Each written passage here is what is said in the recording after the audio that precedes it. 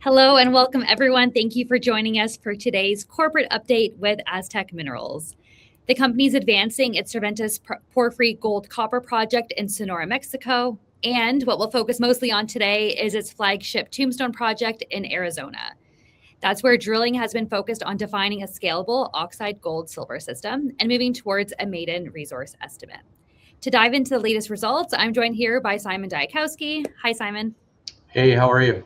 Excellent. I'm excited to get started here.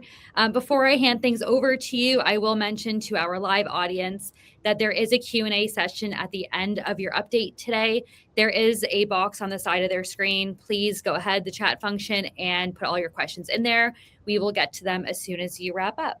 So with all that being said, Simon, I'm going to hand it over to you. Okay, thank you very much. Thanks to the existing agency for hosting the webinar today. And we thought it would be a great time to give new shareholders or prospective new shareholders an introduction to the company, and as well as to debut our new look here, which I'll talk about in a minute corporately, and also to give a project update as we have made some significant expansions to our discovery at Tombstone, Arizona, and recently announced a large increase in the drill program that's underway. So, with that, I'd like to introduce our new look, our new logo.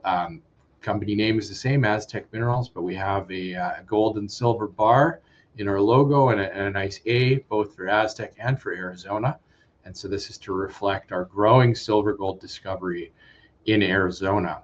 I will be making some forward-looking statements in my presentation today, so I encourage you to review this disclaimer both on our website and in the presentation, and consult a licensed investment advisor before making any individual decisions. So, quick overview of our company. We are an exploration company. We have been focused on the discovery of large gold and silver and polymetallic mineral deposits in North America. We think North America hosts the best mining jurisdictions in the world right now, particularly Arizona being one of them. I say that Arizona has been recently ranked as a top 10 mining jurisdiction in the world and number 2 in the US by the Fraser Institute. We do have 2 assets. We own an 85% joint venture interest in the historic Tombstone Silver District in southeastern Arizona in Cochise County. And this property contains a past producing open pit oxide heap leach mine and several historic high-grade underground silver mines predating the 1950s. We also own a 100% interest in the Cervantes project, which is located in southeastern Sonora State, Mexico. And to date, we've discovered a fairly sizable gold oxide system in what is known to be a porphyry gold copper type environment. However, we have been focusing more on Tombstone and growing our gold silver discovery in Arizona. And over the last 6 years, we have made and expanded a shallow and broad oxide gold silver discovery with some really standout results recently, including 5.72 grams per ton gold equivalent over 57.8 meters from a shallow depth, 65.5 meters at 3.4 grams gold equivalent. And we are also starting to tag into some of the high-grade silver that the original district in its discovery days in the 1800s was known for, including 1.5 meters of nearly 7,300 grams silver equivalent within 25.8 meters of 569 grams per ton silver equivalent. We're also drilling for the first time our deeper sulfide targets. We have 2.5 deep holes completed as of the date of the webinar today. And a note on Cervantes, which we own 100% of, we have had several successful drill campaigns there over the past 7 years, including highlights of 137 meters of 1.5 grams gold from surface and 165 meters of 1 gram gold from surface, mostly in oxides, all very shallow and part of what we think could be a much bigger system with further exploration. So a little bit on our strategy. So why target large emerging discoveries? And this is really because major and mid-tier producing mining companies require large ore deposits to sustain their business. and in recent decades have come more and more to rely on M&A rather than their own exploration to replace these reserves and to sustain their businesses.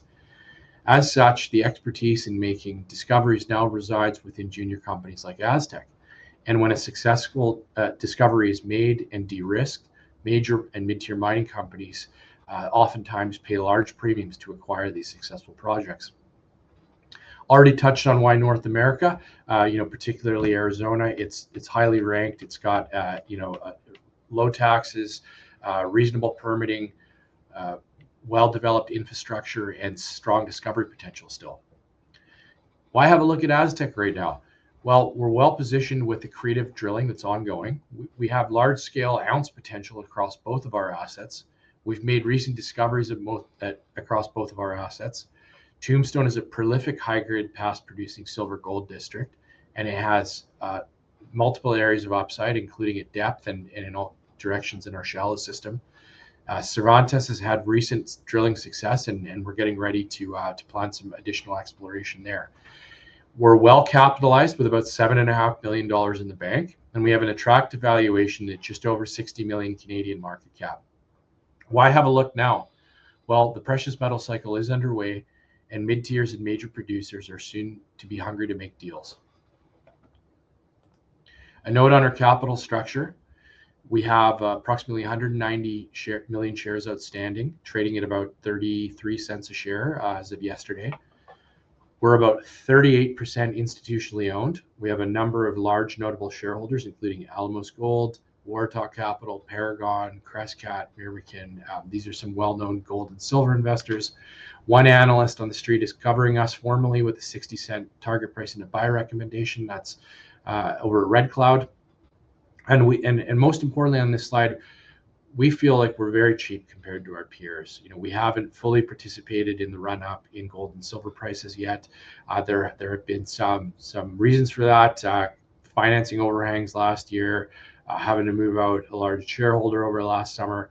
But we have started a big move higher, it looks like on our chart. And I think with the news flow that we have in the hopper, especially from the expanded program that we have announced earlier this week, we're well positioned to be producing catalyst-rich news flow in a time of very strong precious metal pricing.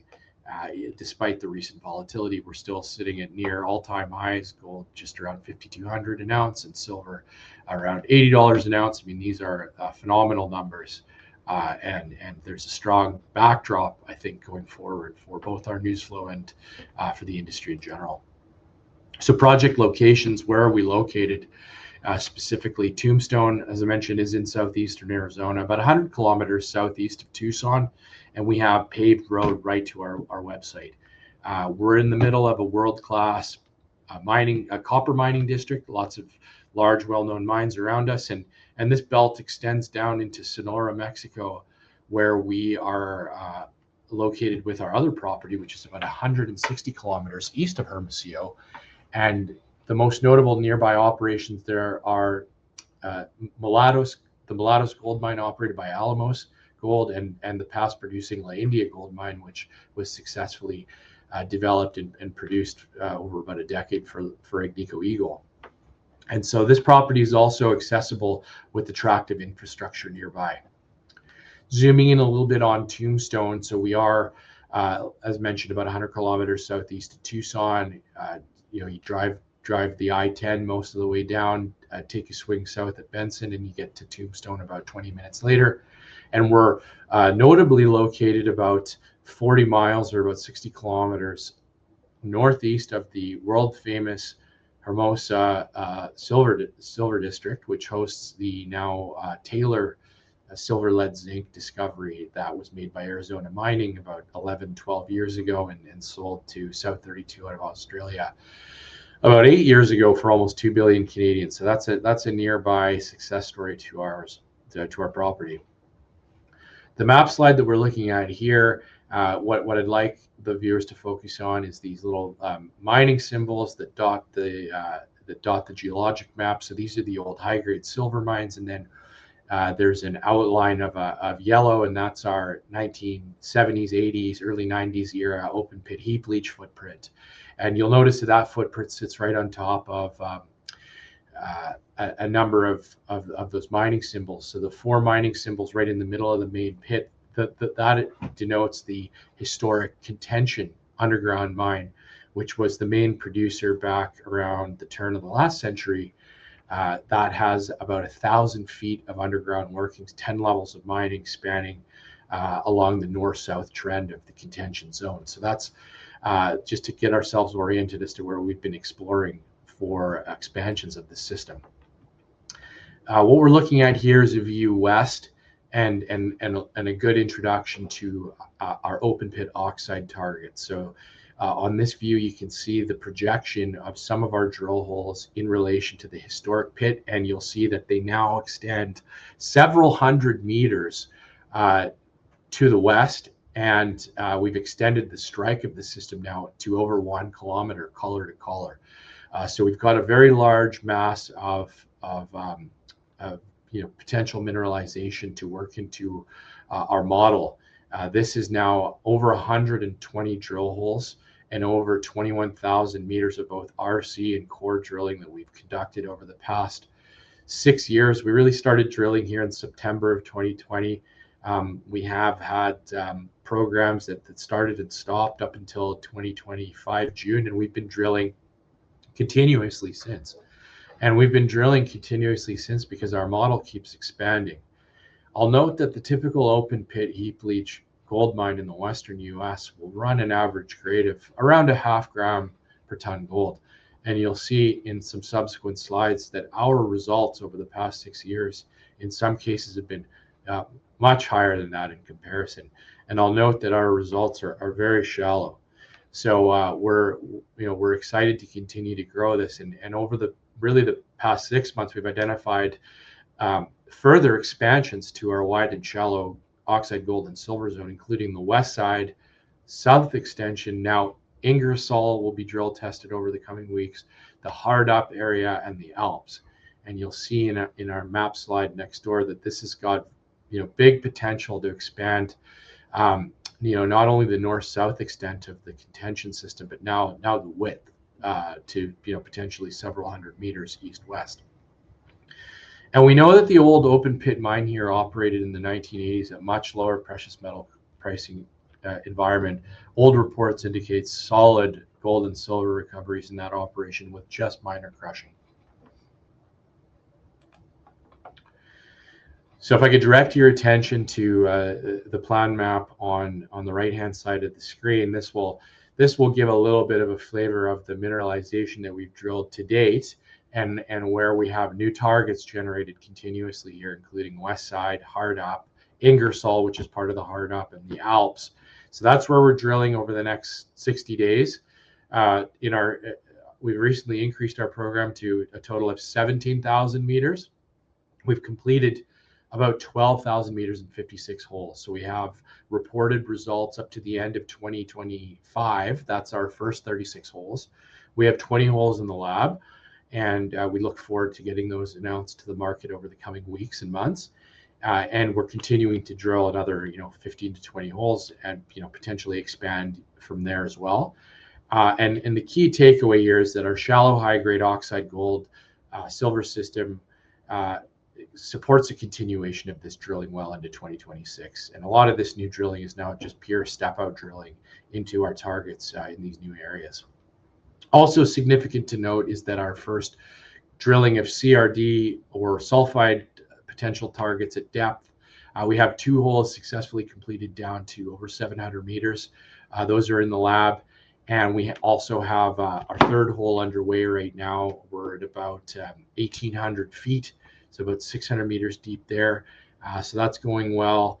And we've recently announced that we're bringing in some downhole or borehole electromagnetic equipment to test downhole. So while we have the core rig on site, I should note that a lot of the shallow drilling is being done by RC or reverse circulation, and the deeper drilling is done by a separate core rig. So while we have that core rig on site, we have an opportunity to run some geophysical survey equipment down the holes, which could be instrumental in identifying additional potential massive sulfide or CRD style targets in and around the areas that we've already drilled. So this is something that will be it's mobilized now and will be underway over the next few weeks, and we should have some information from those surveys out over the next couple months as well.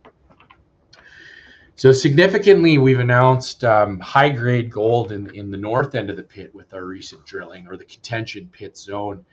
We announced this hole initially in November, and then received final assays in January, and we hit at the north end of the pit, at the very right-hand side of this cross section. You can see those big red bars and blue bars, a zone of 36.5 meters of 8.14 grams gold and 50 grams silver, starting from 9 meters down the hole. And this includes 4.6 meters averaging 58.5 grams gold and 173 grams silver from 16.7 meters. And this was in a previously untested area of the northern portion of the contention target. So this goes to show you what the potential is at Tombstone. The underground miners of yesteryear left a lot of very high grade mineralization in the hanging wall and footwall mineralization around the stopes that they were working in the late 1800s and early 1900s. So we've been building on this, and you can see, looking from west to east or east to west, that we now have over, it says 375 meters here, but it's over 400 meters now of continuous mineralization in width. So this is very significant for us. I hope everybody can understand why we're continually increasing this drill program. We're really making this model quite a bit more interesting than we thought it was even just a year ago. So we have step out drilling underway now in the west side area, and in all those targets even further west and southwest. A little bit of a highlight here on the high grade silver potential. So notice on this plan map, we've drilled now, two, we call them high grade silver now. The regulators don't like us using the term bonanza grade silver. Fair enough. I did find several references in academic literature supporting the terminology that over 100 ounce silver is considered to be bonanza grade, but we have to be very careful in how we word this in press releases. So it's in our new language here, we call it high grade silver, which is fine. But what I want to highlight here is that along the pit in TC1, we hit over 100 ounce silver, or 3,485 grams per ton silver over 1.5 meters in hole TC1 in 23, and then about 440 meters to the south in what we call the southern extension, we hit a phenomenal intersection of 44.7 grams per ton gold and nearly 3,700 grams per ton silver over 1.5 meters, again at a very shallow depth. This started just about 40-50 meters down the hole. And so this is in a open pitable environment. So you're looking at grades that would get underground miners, very excited. And we're hitting these in an open pit oxide context. So this is, something that I think should be repeated again and again in the context of our relative undervaluation to our peers. Lots of potential here to continue to hit mineralization like this as we increase the drill budget. So wanted to highlight that on the high grade silver front. This slide here just it gives us a bit of a flavor as to what we had done up to the end of last year. We've now greatly increased this drilled footprint. Won't get too much into drill cross sections here. We've pulled out a couple selected cross sections. I mean, these are basically dispersed throughout the kilometer strike length of the pit, just to show how shallow the mineralization is, both gold and silver, starting sometimes just 10 to 20 meters below the bottom of the existing pit, and fairly consistently mineralized along the entire strike length of now over 1 kilometer. You can also see a demonstration of that in this long section that we've put together. So this is a slide that I really like to talk about in presentations and webinars. This is our highlight reel. This is our, if we had to do a one pager, this would be it. This is our gold equivalent drill highlights, and it shows our top 12 holes here. And I'll caution the viewers that what I'm about to say is non-43-101 compliant language, and it can in no way be construed as an approximation of gold, of metal value, but to rank drill highlights, gross metal value, to rank our drill highlights, a simple method we like to use is just take the grade times the width, and the product of that can help us rank the strength of the results. So what we have here is about 12 holes that are over 100 gram meters gold equivalent. We now have an additional 4 that are over 200, and now hole 17 is over 300. It's about 330 gold equivalent gram meters in thickness. So these are results that that often get flagged when they're announced by the investment community, and we have a very we've been very fortunate to have hit these exciting results almost every 10 holes that we report. So this is our highlight reel. I'd encourage everybody that wants to dive deeper to have a look at this on our website. But this is out of 100, or we've reported, call it 100 holes to date, to have 12 like this is a pretty good hit rate. So we're very pleased about that.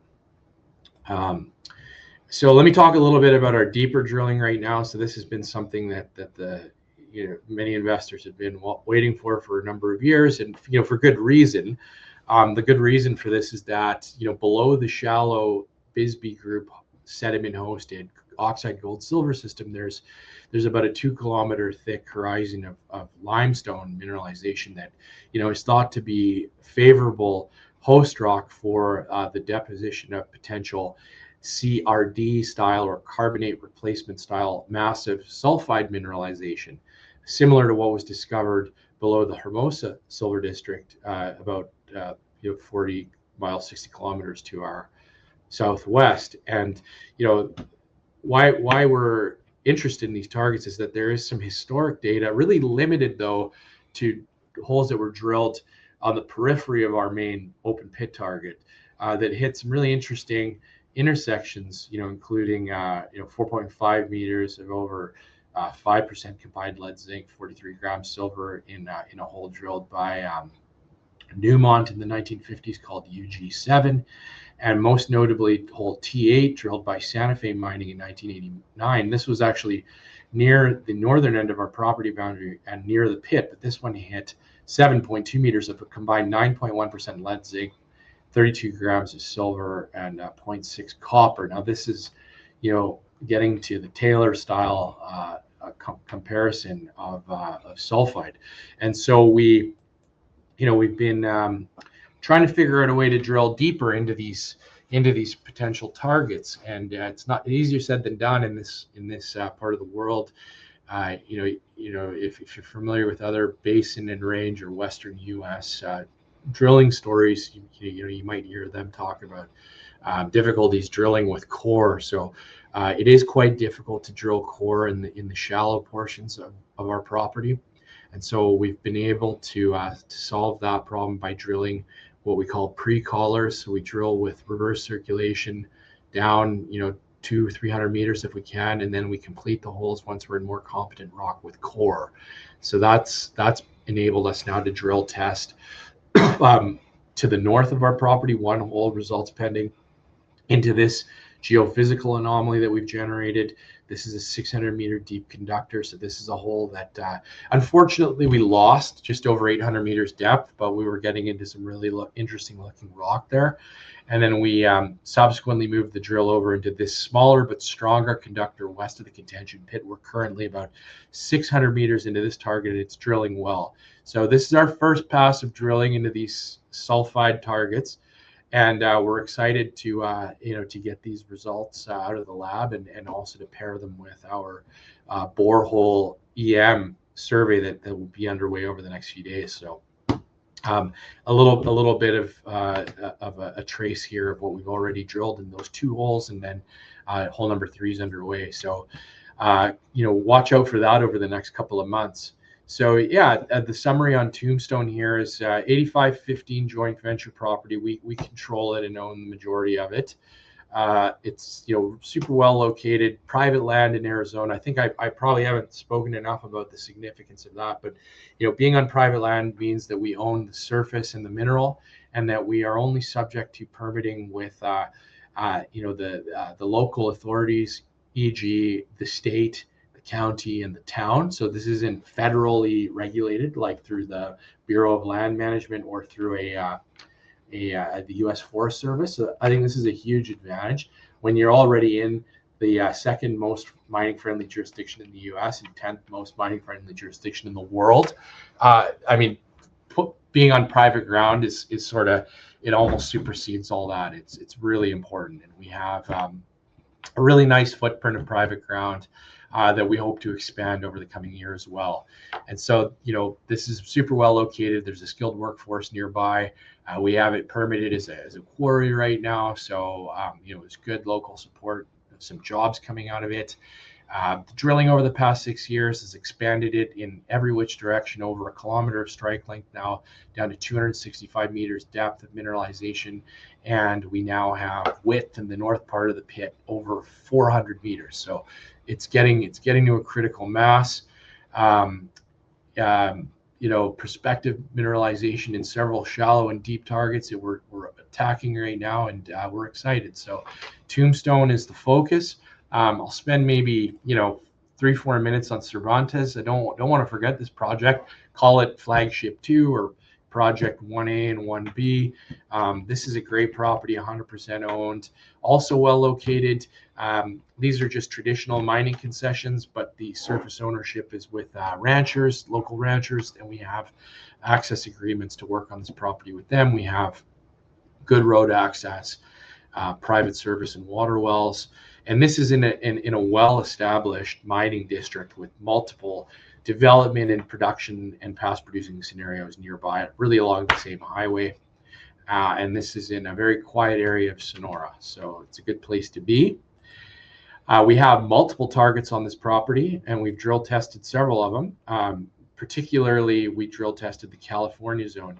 Now, that work was done most recently in 23 with drilling, but last year we got involved in a surface program and hit some great numbers on some expansionary potential targets, including at the Brazil target. This is like about 1 kilometer away from where we've drilled before, and we hit 15.6 grams gold, 177 grams silver, 0.8 copper.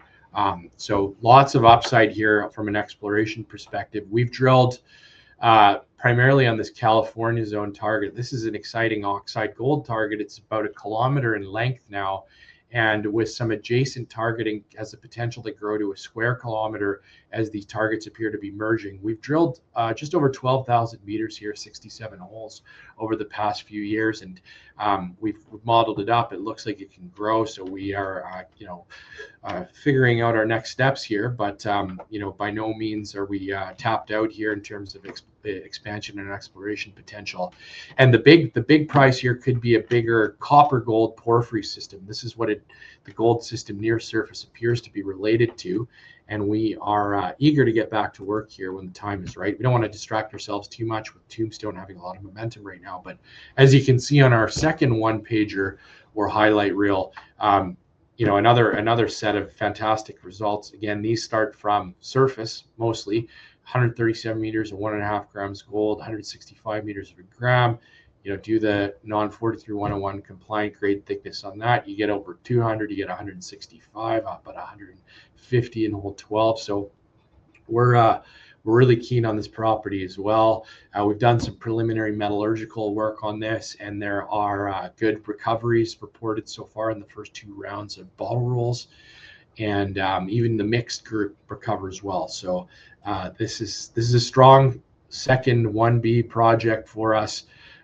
Just in summary, 100% ownership, just under 3,700 hectares, good road access, private surface water wells, multiple porphyry targets along a 6-kilometer corridor. To date, we've discovered and expanded a gold oxide system.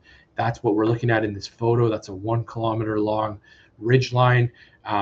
Notice the vegetation is sparse. That's called metal kill. That's so rich with metal that the plants have trouble growing there.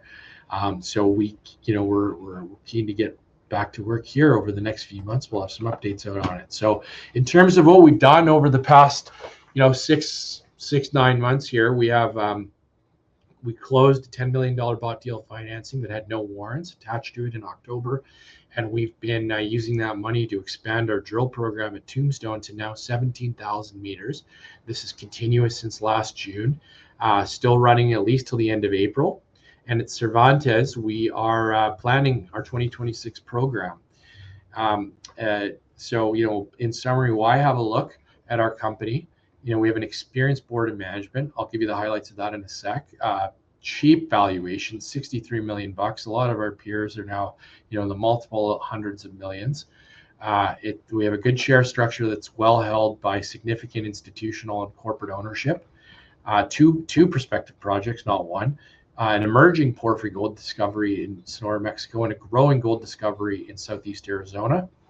And we have prospective CRD and porphyry base metal style targets at depth at each of these projects. A little bit on our team.